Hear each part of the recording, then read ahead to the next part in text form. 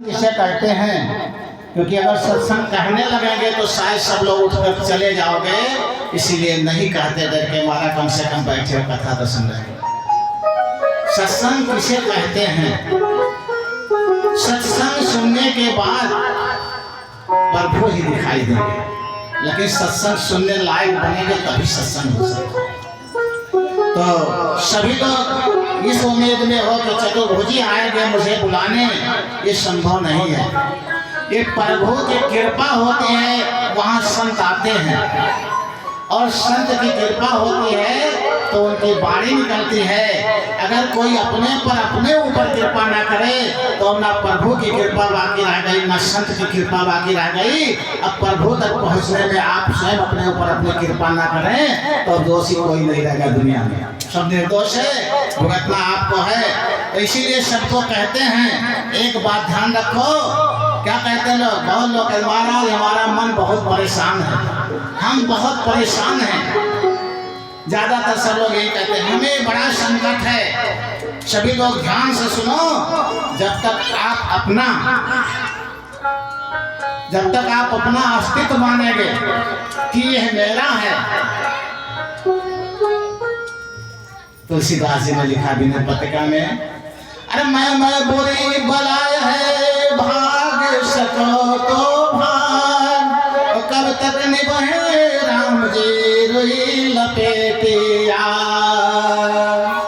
ये संसार अग्नि का गोला है, अग्नि के गोले में रुई लपेट दो कितना देर टिकेगी। ऐसे इस संसार में हम चिपके हुए हैं, कितना देर ठहरेंगे। अरबों खरबों के बाद, अरबों खरबों वर्षों के बाद अगर 10, 20, 50, 100 वर्ष का जीवन मिला है तो क्षणिक जीवन है। इसमें हमें अग्नि से चिपकने की जरूरत नहीं है। अगर हम इसमें भी अग्नि से चिपके रहेंगे तो प्रभु के पास कब जाएंगे। तो अपने अस्तित्व को जब तक मानेंगे कि ये मेरा है, ये संसार मेरा है, ये घर द्वार मेरा है, ये परिवार मेरा है, ये धन संपत्ति मेरी है, तब तक धोखा है। इसको करें क्या? अपना जब तक बनाए रखोगे परेशान रहोगे। सबको बताते हैं जब आप प्रभु के शरणागति हो जाओगे, हे प्रभु ये सब तेरा है। अच्छा प्रभु अगर आपका कोई हो जाए, कोई अपने बच्चे को दुख देगा? नहीं दे सकता। आपके घर कोई बाहरी आदमी आ जाए आपके दरवाजे पर, आपके दिन भर काम करे तो क्या शाम को उसको भोजन देंगे? नहीं देंगे। अगर कुछ दुख होगा तो दवा कराएंगे? नहीं कराएंगे। तो इसी तरह से जब हम प्रभु का इसको मान लेंगे और प्रभु की सेवा में मान लेंगे, भक्ति भक्ति सब करे, भक्ति करे न कोई, और भक्ति करे कोई सूरमा जात वर्ण कुल खोए। कुल गायब हो जाएगा उस क्षण जिस क्षण हम प्रभु के हो जाएंगे। न जात रह जाएगा, न पात रह जाएगा, न भेद रह जाएगा, न भाव रह जाएगा। क्या हो जाएगा? हम प्रभु के हैं। कितना आनंद आ जाएगा है? अगर कोई बड़े आदमी के घर रहने लगता है कोई नौकर चाकर, तो कितना कट से कहता है हम फलाने भैया के यहाँ नहीं थे। कोई नेता विधायक यहाँ रहे, हम नेताजी के यहाँ रहे। कोई दरोगा के बर्तन मांजे थे, हम दरोगा जी के बर्तन मांजे थे। और कोई प्रभु का हो जाएगा तो कोई इसका क्या बिगाड़ सकता है? सबसे उत्तम हो जाएगा, उसके जात पात वर्ण कुल सब खत्म हो जाएंगे, तो प्रभु का ही प्रभु का रह जाएगा। ये संतों की बाणी है और इस प्रभु के सभी लोग बन सकते हो। इसमें कोई नहीं कह सकता कि मैं नहीं बन सकता हूँ, क्या करूँ महाराज, हम तो तुरंत बन जाते, लेकिन हम बहुत नीच जात के हो गए इसलिए बन सकते हैं। कोई ये कह दे महाराज हम बन जाते लेकिन क्या करें, हम आज तक मीट मछली खाए इसलिए कैसे बने, हम पापी हो गए। कुछ नहीं, जिस क्षण उसके हो जाओ उसी क्षण सारे पाप क्षम हो जाते, कुछ भी नहीं रह जाता है। उसके बनकर कोई तो देखे, सारे पाप वंश खत्म हो जाते हैं और उसी क्षण से आप कट से कह सकते हो मैं प्रभु का। कोई शंका नहीं, कोई डर नहीं, कोई सर्टिफिकेट की जरूरत नहीं है।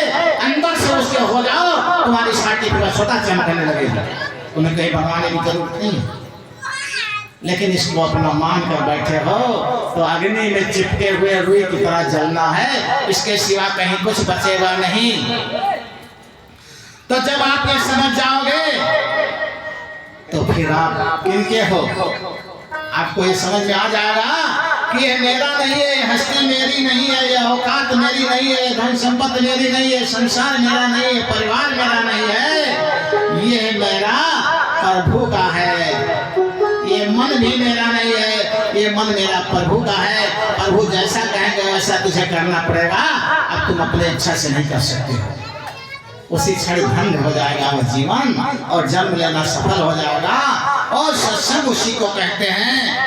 मैं कहता हूँ धैर्य पूर्वक चाहे जैसे रहो, कोई चिंता नहीं रह जाएगी, किसी चीज का भ्रम नहीं रह जाएगा, किसी चीज की कमी नहीं रह जाएगी।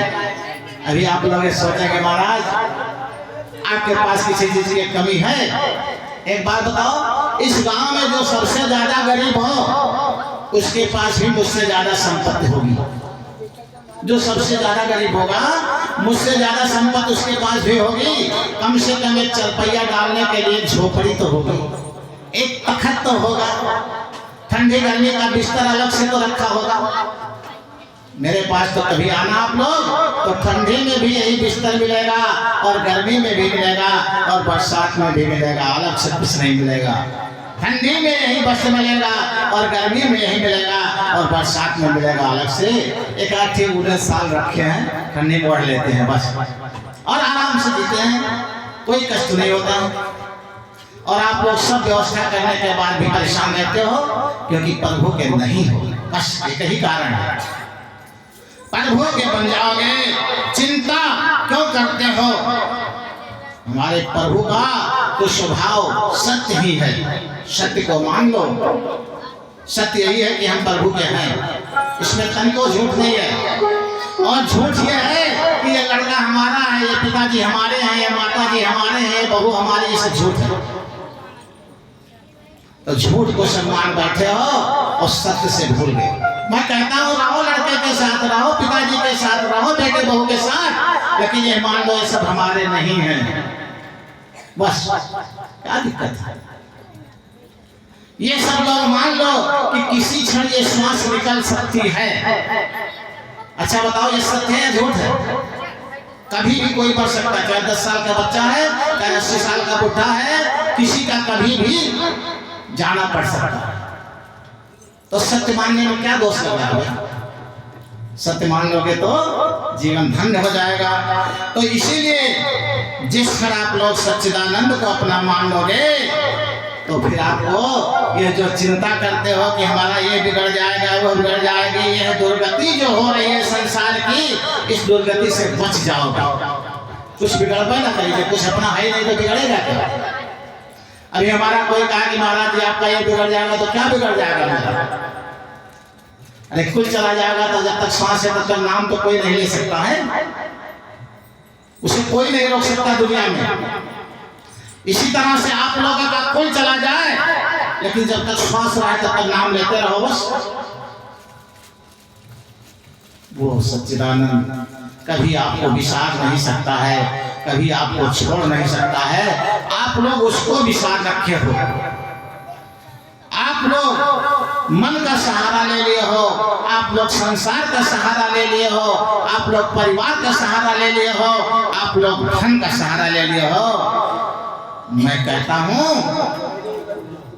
सब कुछ छोड़ करके नहीं, सब कुछ लेकर के प्रभु के चरणों में समर्पित हो जाओ। किसी को ना छोड़ो, धन ना छोड़ो, परिवार ना छोड़ो, घर ना छोड़ो, बात ना छोड़ो, किसी को मत छोड़ो। बस केवल उस परमात्मा के सच्चिदानंद स्वरूप के नाम का गुणगान करने लगो। उस नाम को इन श्वासों से लेना शुरू कर दो। निर्भय हो जाओगे उसी क्षण से।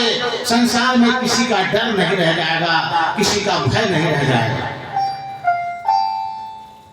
लेकिन उसके नाम को नहीं जपते, उस नाम से विमुख होकर के कितना कष्ट हो जाता है। हम कहते हैं सारे प्रपंच हमारे केवल जब तक हैं, जब तक हम प्रभु की शरणागति नहीं है तब तक। जिस क्षण हम प्रभु की शरणागति हो जाएंगे हमारे सारे प्रपंच खत्म हो जाएंगे, केवल नाम रह जाएगा। सत्य हरि भजन जगत सब सपना, ये संसार सपना ही दिखाई देने लगेगा, कोई नहीं रह जाएगा अपना। कब छूट जाएगा कोई, ये सच हो जाएगा। मैं कहता हूं दो चीज याद रखो, एक परमात्मा और एक मौत। इतना याद रखो, पता नहीं कौन से क्षण बुलावा आ जाए, हो सकता अभी जाना पड़ जाए। और परमात्मा हर क्षण देख रहा है, वो कौन परमात्मा हो जाओ। लेकिन नहीं, अरे हम चल रहे हैं रास्ते में किसी सामान पड़ा है, चुपके से उठा लिया घर में। पड़ोसी का तसला दरवाजा पड़ा है, वो दरवाजा बंद करके अंदर चले गए, उठा करके घर में रख। ऐसे सुखी रख। अरे मान लो ये भी तसला मेरा नहीं, जो मेरे घर में है वो भी मेरा नहीं है। जब मेरा बुलावा आएगा तो कोई तसला साथ में जाएगा? नहीं जाएगा।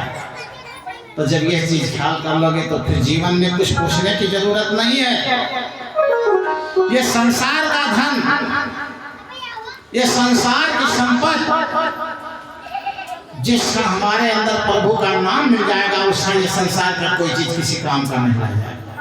जब तक हमारे अंदर वो नाम नहीं चलता, वो ध्यान नहीं चलता, वो भजन नहीं चलती, वो सिमरन नहीं चलता, तब तक संसार की चीजें सब अपनी लग रही हैं। इसको बटोर ले, इसको इकट्ठा कर ले और बैंक में जमा कर ले, 10 रुपए और रख दे, लड़का सुखी हो जाएगा। सुख दुख के कोई नहीं दाता, और निज के कर्म सुनो। कोई किसी के सुख दुख का देने वाला नहीं है। अपने अपने कर्मों का फल सबको भुगतना पड़ेगा। जब सब लोग जानते हो भुगतना पड़ेगा, तो क्यों नहीं ऐसा कर्म करो कि भुगतने से छुट्टी मिल जाए। जो आज किसी को जबरदस्ती डांट करके मछली खिलाता, मांस खिलाता है, मैं कहता हूँ संकल्प ले लो, मेरी जान चली जाएगी, मैं नहीं खाऊंगा। कौन खिला सकता? हम कहते हैं पूरे गांव भर एक साथ लेकर के आओ, चाकू लेकर के काटना शुरू कर दो और मैं नहीं खाऊंगा। कोई खिला सकता है? आखिरी में छोड़कर भाग जाओगे, अरे बाबा मारे का फायदा नहीं खाएगा, छोड़ो। जब जिसके अंदर हृदय में यह बात आ जाएगी, मैं जीव हत्या नहीं करूंगा, मैं जो हिंसा नहीं करूंगा, मांस भक्षण नहीं करूंगा, कोई नहीं खिला सकता। मैं कहता है गाँव में 100 लोग हैं, 10 लोग दारू पीते हैं, वो कहते क्या करें, फलाने हमें जबरदस्ती पिलाई देते। जो नहीं पीते उसको कोई पिला कर देखे, पिला पाएगा? झूठे एक दूसरे को दोष देना गुनाह है। किसी का कोई गलती नहीं है, स्वयं गलती करके दूसरे को दूसरों पर करके उस गलती का और 10 गुना फायदा लेना। तो इसलिए सबके लिए एक ही चीज है, हृदय में उस सच्चिदानंद को बैठा लीजिए, सारे संकट खत्म हो जाएंगे। और जब तक हृदय में संसार को बैठा कर रखेंगे। दूसरी बात हम बताते हैं, आप लोग क्या करो, जैसे आपके पास कोई खेत है, आपके पास कोई खेत है, वो विवादित है, और आप किसी तीसरे को लिख दो, बैनामा कर दो, तो विवाद खत्म हो गया ना आपका। इसी तरह से इस ढांचे के अंदर जितने पार्ट्स हैं सब परमात्मा के नाम से बैनामा कर दो, झगड़ा खत्म हो गया। ये मेरा है ही नहीं है, चाहे इसको ये बीमार रखे, चाहे इसको ठीक रखे, इसकी इच्छा हो, चाहे इसको दर्द दे, चाहे इसको आनंद दे, चाहे इसको सुख दे, ये उसकी इच्छा पर छोड़ दो, न्यौछावर कर दो, ये जीवन धन्य हो जाएगा।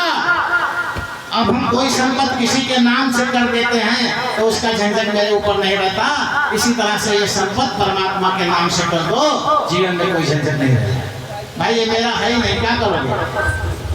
वो चाहे जैसे करे, जीवन की नैया कर दो प्रभु के हवाले, और जैसे वो चाहे वैसे इसको संभाले।